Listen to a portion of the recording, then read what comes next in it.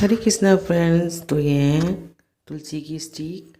तो देखिए गमले में टूटी मिलती हैं या इन्हें तोड़ लीजिए, लेकिन कल पूर्णिमा के दिन तो हम इन्हें नहीं तोड़ सकते, इसको पहले ही तोड़ के रखते हैं। तो देखिए कॉटन में हम इसको अंदर रख के और इसकी बाती बना लेंगे और पूर्णिमा के दिन हम इसको जलाएंगे। आप एकादशी और या पूर्णिमा के दिन भी इसको जला सकते हैं।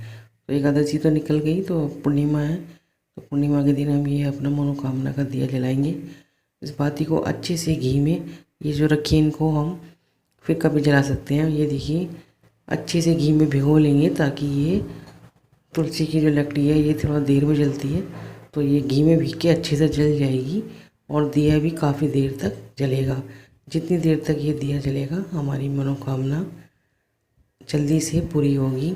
तो कोई भी एक मनोकामना मांगते हुए हमें ये दिया जलाना है और इसमें थोड़े से काले तिल भी डाल देने फ्रेंड्स।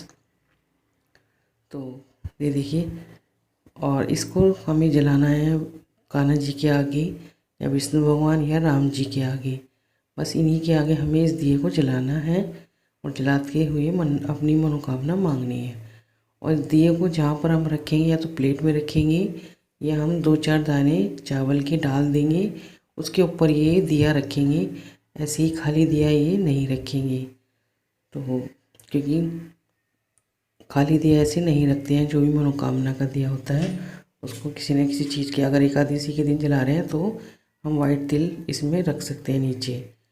तो फ्रेंड्स तुलसी के आगे ये नहीं जलाना है और ना ही किसी और भगवान के आगे, सिर्फ जो भी विष्णु भगवान के अवतार हैं उन्हीं के आगे जलाना है फ्रेंड्स। और अपनी मनोकामना, ये मेरा खुद का बहुत बड़ा विश्वास है फ्रेंड्स, पूरे विश्वास के साथ इसे जलाइए तो आपकी मनोकामना ज़रूर पूर्ण होगी। हरे कृष्णा फ्रेंड्स, मिलते हैं next video. Radhe Radhe friends.